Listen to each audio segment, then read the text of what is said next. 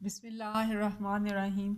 अभी हम आज फिर जो है अगले सबक में भी ए से जैसे बनता है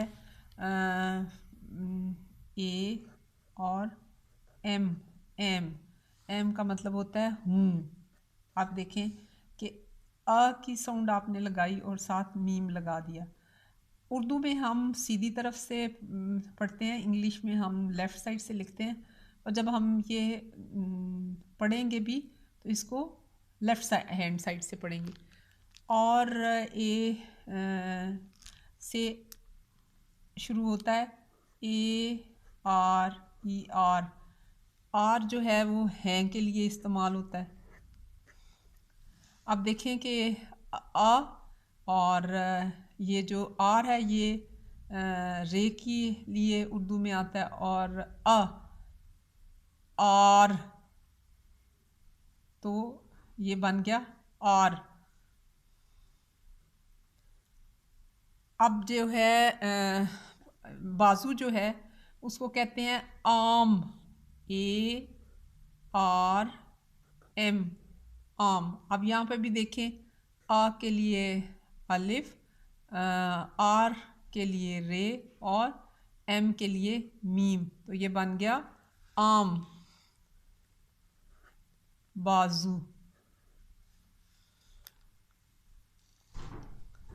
और ए से और क्या शुरू होता है? ए से शुरू होता है आर्क,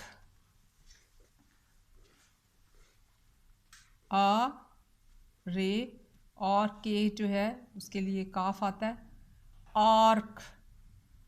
आर्क जो है वो किसी भी कर्व्ड चीज़ को कहते हैं, ठीक है। अब और हम क्या इस्तेमाल करते हैं उर्दू में कॉमनली? आस्क,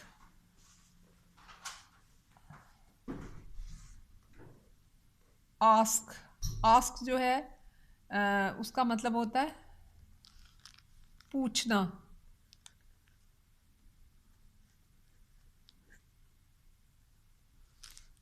आ एस का मुतबादल उर्दू में है सीन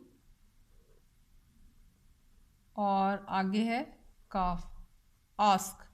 तो आज हमने सीखा एम, ए और M A R E R, M हूँ के लिए, आर हैं के लिए, आम बाजू, आर्क जो है वो ऐसे कर्व चीज़ को कहते हैं, और आस्क पूछना, ए एस के आस्क। तो आप इस पे गौर करें कि किस तरह ये अल्फाज की साउंड्स जो हैं जो आप मुंह से निकालते हैं वही यहाँ पे देखें एम, एम को याद रखें मून से, मून चांद जो है वो एम से शुरू होता है। अगर आपको जो बोलने में कोई लिखने में मुश्किल हो तो ये दिमाग में रखें कि कौन सा लफ्ज़ जो है वो कैसे शुरू होता है। जैसे मून है एम से, और आर से जो है वो रेड, और